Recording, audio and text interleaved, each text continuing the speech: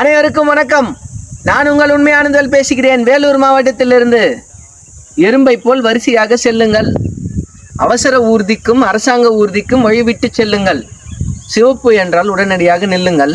பச்சை என்றால் பாதுகாப்பாய் செல்லுங்கள். என்ன சரிதானே? சட்டத்தை மதிப்போம், புது சரித்திரம் படைப்போம் என்று அன்புடன் உண்மையானந்தவேல். நன்றி. டைகர் கா ஹுக்கும்.